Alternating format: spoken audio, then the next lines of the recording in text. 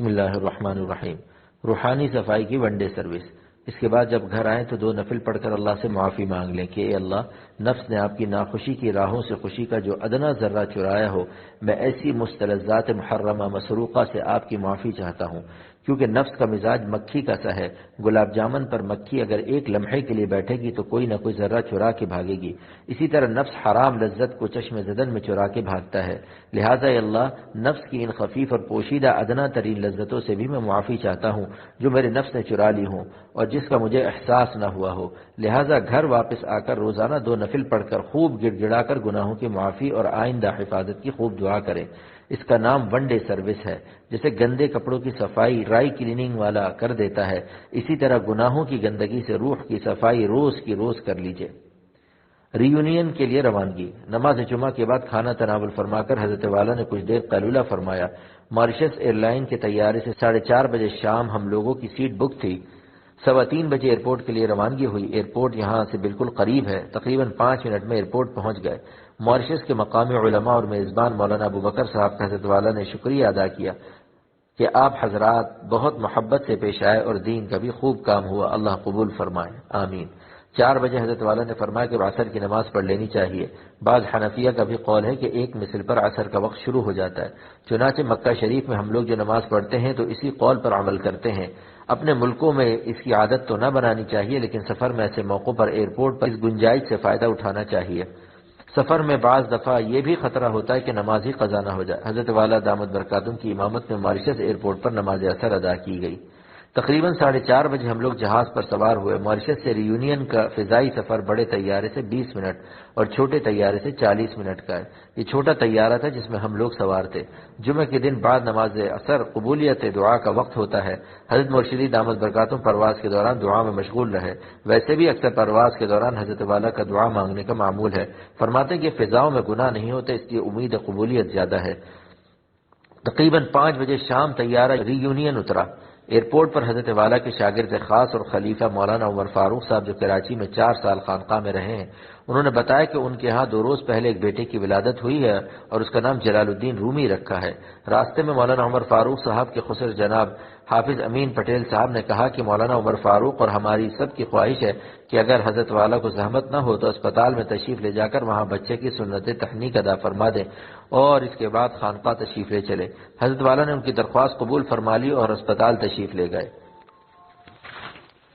خانقاہ امدادیہ اشرفیہ ری یونین میں آمد۔ حافظ امین پٹیل صاحب کے گھر پر مغرب کی نماز جماعت سے پڑھ کر حضرت والا بمائے احقر راقم الحروف سینٹ پیئر کے لیے روانہ ہو گئے اور تقریباً 1 گھنٹے میں سینٹ پیئر پہنچے اور خانقاہ دیکھ کر حضرت والا بہت خوش ہوئے۔ حافظ داؤد بداد صاحب جو حضرت والا کے خاص شاگرد اور خلیفہ ہیں، یہ خانقاہ حضرت والا کے ایما سے انہوں نے قائم کی ہے اور کراچی میں حضرت والا کی خدمت میں 6 سال رہے ہیں۔ حضرت والا نے فرمایا کہ الحمدللہ ری یونین میں سلسلہ تھانوی کی خانقاہ قائم ہو گئی۔ اللہ یہاں سے ہمارے بزرگوں کا فیض جاری فرمائے اور یہاں سے بڑے بڑے اولیاء اللہ پیدا ہوں۔ حافظ داؤد صاحب سے فرمایا کہ ماشاءاللہ نقشہ بھی خوب اچھا نکالا، لیکن دعا بھی کیا کرو کہ اللہ ہم سے کام لے لے، کیونکہ کام کے اسباب جمع ہونا اور بات ہے اور کام لینا اور بات ہے، وہ تو اللہ تعالیٰ کے فضل پر موقوف ہے۔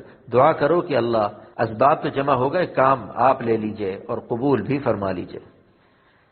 تفسیر یا لیتنی کنت ترابا۔ ارشاد فرمایا کہ امام صاحب نے ابھی نماز میں عما یتساءلون کی صورت پڑھی ہے۔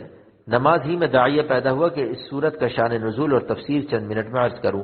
قیامت کے دن اللہ تعالیٰ اپنا فیصلہ مخلوق پر فرمائیں گے اور جس پر ظلم ہوگا اس کو اس کا حق دلائیں گے، یہاں تک کہ جانور جو ایک دوسرے کو ستاتے ہیں، اللہ تعالیٰ میدان محشر میں ان جانوروں کو زندہ کریں گے اور فرمائیں گے کہ جس نے جس کو ستایا ہے آج تم اس کا بدلہ لے لو۔ چنانچہ اگر کسی بکری نے کسی بکری کا سینگ مارا ہوگا تو مظلوم بکری کو حکم دیں گے کہ آج تم اس کو مار لو، اللہ تعالیٰ اس کو اس کا حق دلائیں گے۔ اور یہ عقل میں آنے والی بات ہے کہ جس کی حکومت اور سلطنت ہو اگر اپنی رعایا کو اس کا حق نہ دلائے تو یہ ظلم ہے، اور اللہ تعالیٰ ظلم سے پاک ہے۔ اللہ تعالیٰ مالک دو جہاں ہیں، مظلوم جانوروں پر بھی جو ظلم ہوا ہے اس کا بدلہ اللہ تعالیٰ میدان قیامت میں دلائیں گے۔ جب اللہ پاک کے حکم سے جانور ایک دوسرے سے بدلہ لے لیں گے تو اللہ تعالیٰ فرمائیں گے کونو ترابا، اے ساری دنیا کے جانوروں، خدا نے تمہارا حق دلا دیا۔ جو جانور تم میں کمزور تھے اور دنیا میں اپنا بدلہ نہ لے سکے، اب اللہ نے اپنی قدرت سے تم کو بدلہ دلا دیا، لہٰذا اے جانوروں اب تم مٹی ہو جاؤ، کیونکہ تمہارے لیے نہ دوزخ ہے نہ جنت ہے۔ جنت و دوزخ انسانوں اور جنات کے لیے ہے، لہذا جب اللہ تعالیٰ کونوا ترابا فرمائیں گے تو سب جانور مٹی ہو جائیں گے، تب ہر کافر کہے گا یا لیتنی کنت ترابا، اے کاش ہم بھی مٹی ہو جاتے، لیکن اللہ تعالیٰ ان کو مٹی نہیں ہونے دیں گے اور وہ دائمی عذاب میں مبتلا ہو جائیں گے، العیاذ باللہ۔ دنیا میں معافی مانگنا سستا سودا ہے، لہذا یہاں جس نے جس کو ستایا اس کا دنیا ہی میں حق ادا کر دو، معاف کرا لو، ورنہ قیامت کے دن اللہ تعالیٰ اس کا حق دلائیں گے۔ اب دکان میں بیٹھے ہوئے ہیں، زبان چل رہی ہے کہ فلاں صاحب میں یہ خرابی ہے، فلاں بے وقوف ہے، اسی کا نام غیبت ہے، پیٹھ پیچھے کسی کی برائی بیان کرنا غیبت ہے۔ یہ شخص اپنے مردہ بھائی کا گوشت کھا رہا ہے۔ ایحب احدکم ان یاکل لحم اخیہ میتا، کیا تم کو یہ بات پسند ہے کہ تم اپنے مردہ بھائی کا گوشت کھاؤ؟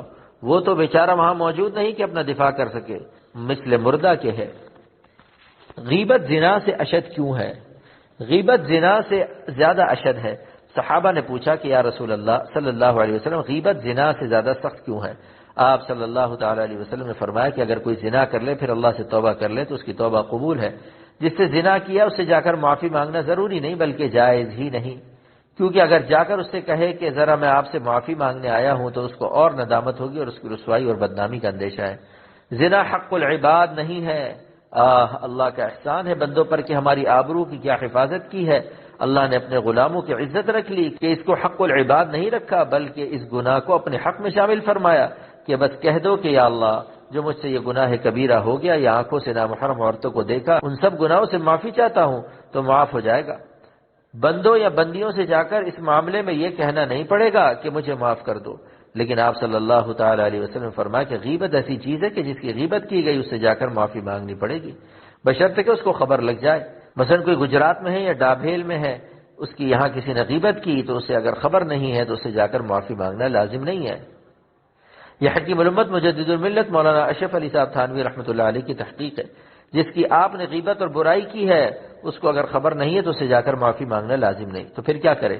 اس کے لیے یہیں سے مغفرت مانگو، کچھ پڑھ کر بخش دو۔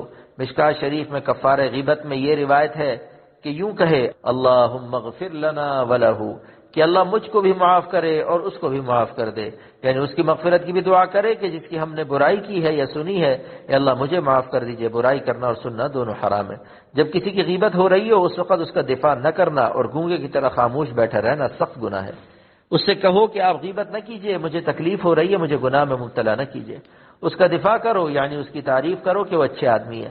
حدیث پاک میں ہے کہ جس نے اپنے مسلمان بھائی کا دفاع کیا اور اس کی غیبت کو روک دیا، اللہ اس کا اجر اس کو دنیا میں بھی دیں گے اور آخرت میں بھی دیں گے۔ اور جس نے غیبت سنی اور غیبت کرنے والے کی ہاں میں ہاں ملائی کہ ہاں مجھ کو بھی یہی ڈاؤٹ شک ہے، ٹھیک کہتے ہو یار، یہ تو میں نے بھی دیکھا ہے، اس کے اندر یہ خرابی ہے، تو ادرکہ اللہ فی الدنیا والآخرۃ، اللہ اس کو دنیا اور آخرت میں عذاب دے گا۔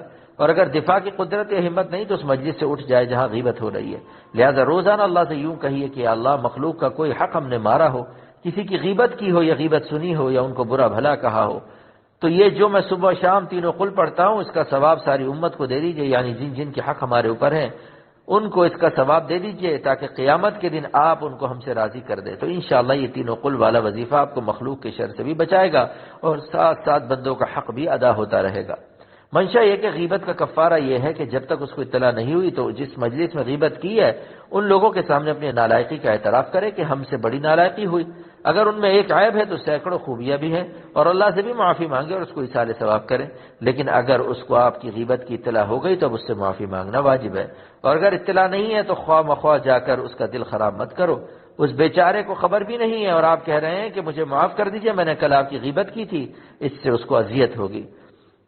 روزانہ صبح و شام تینوں قل پڑھ کر یوں دعا کیا کیجئے کہ اللہ اس کا ثواب ان لوگوں کو عنایت فرمائیے جن کا میں نے انجانے میں کوئی حق مارا ہو، برا بھلا کہا ہو، غیبت کی ہو، کسی قسم کا بھی حق ہو، تاکہ قیامت کے دن یا اللہ ہم پر کوئی مقدمہ نہ دائر کر دے اور کو ثواب دے کر ان کو ہم سے راضی کر دیجئے۔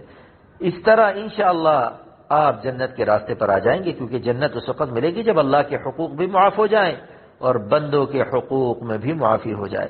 آخر میں دعا فرمائی کہ اللہ ہمارے لیے سب سے بڑی دولت یہ ہے کہ آپ ہم سے راضی اور خوش ہو جائیں، اور یا اللہ تمام گناہوں کو چھوڑنے کی توفیق نصیب فرما، اللہ والی زندگی نصیب فرما ہم سب کو، یا اللہ اولیاء کے زمرہ میں داخل فرما، یا اللہ جو کام بھی دین کا ہو اس کو قبول فرما، ربنا تقبل منا إنك أنت السميع العليم وصلى الله تعالى على خير خلقه محمد وآله وصحبه أجمعين برحمتك يا أرحم الراحمين.